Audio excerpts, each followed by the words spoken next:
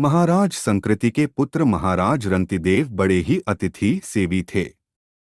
हम लोग यात्रा में थके भूखे प्यासे जब कोई घर देखकर वहां जाते हैं तो हमारे मन की क्या दशा होती है, यह तो यात्रा में जिसे कभी थककर कहीं जाना पड़ा हो उसे पता है।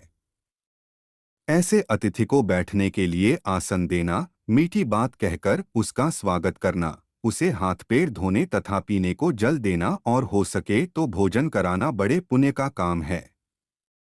जो अपने घर आए अतिथि को फटकारता और निराश करके लौटा देता है, उसके सारे पुण्य नष्ट हो जाते हैं। महाराज रंतिदेव इतने बड़े अतिथि सेवी थे कि अतिथि की इच्छा जानते ही उसकी इच्छित वस्तु उसे दे देते थे। उनके यहाँ रोज हजारों अतिथि आते थे। इस प्रकार बांटते बांटते महाराज का सब धन समाप्त हो गया। वे कंगाल हो गए। महाराज रंतिदेव ने निर्धन हो जाने पर राजमहल छोड़ दिया। स्त्री पुत्र के साथ वे जंगल के रास्ते यात्रा करने लगे। क्षत्रिय को भिक्षा नहीं मांगना चाहिए, इसलिए वन के कंद मूल फल आदि से वे अपना तथा स्त्री पुत्र का काम चलाते थे। बिना मांगे कोई कुछ दे देता तो उसे ले लेते थे। एक बार महाराज रंतिदेव चलते हुए ऐसे वन में पहुंचे जहां भोजन के योग्य कंद मूल फल तो क्या पत्ते भी नहीं थे। उस वन में जल का नाम नहीं था। भूख से रानी और राजकुमार छटपटाने लगे। प्यास के मारे गला सूख गया। पूरे 48 दिन तक उन लोगों को एक बूंद जल तक नहीं मिला। 49वें दिन महाराज रंतिदेव उस वन के बाहर पहुंच गए थे।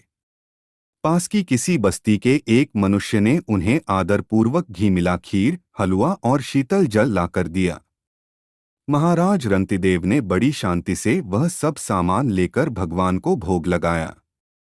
48 दिन के उपवास से मरने को हो रहे महाराज के मन में उस समय भी यही दुरख था कि जीवन में पहली बार आज किसी अतिथि को भोजन कराए बिना उन्हें भोजन करना पड़ेगा।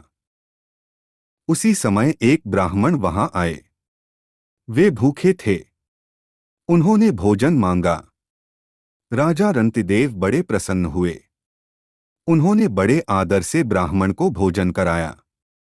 जब ब्राह्मण भर पेट भोजन करके चले गए, तब बचे सामान में से राजा ने स्त्री और पुत्र का भाग उन्हें बांटकर दे दिया।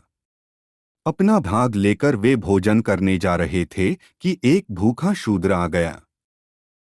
राजा ने उसे भी भोजन कराया, लेकिन शूद्र के जाते ही एक और अतिथि आ पहुंचा। उसके साथ कई कुत्ते थे। वह अतिथि और उसके कुत्ते भी भूखे थे। राजा ने सब भोजन अतिथि तथा उसके कुत्तों को आदरपूर्वक दे दिया। अब उनके पास थोड़ा सा पानी बच रहा था। राजा रंतिदेव के भाग्य में वह पानी भी नहीं था। प्यास के मारे उनके प्राण निकले जा रहे थे, किंतु जैसे ही वे पानी पीने चले, एक चांडाल यह पुकारता आ पहुंचा, महाराज, मैं चांडाल हूं।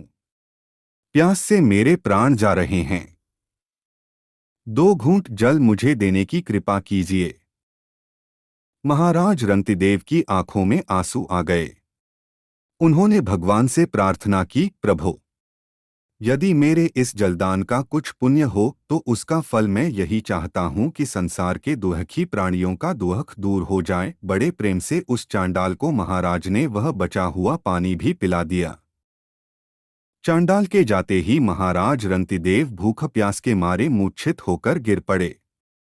लेकिन उसी समय वहां भगवान ब्रह्मा, भगवान विष्णु तथा भगवान शंकर और धर्मराज प्रकट हो गए। ये देवता ही ब्राह्मण, शूद्र, कुत्ते से घिरे अतिथि तथा चांडाल बनकर रंतिदेव के पास आए थे। महाराज रंतिदेव ने अतिथि सेवारूप धर्म के प्रभाव से ही भगवान का दर्शन प्राप्त किया।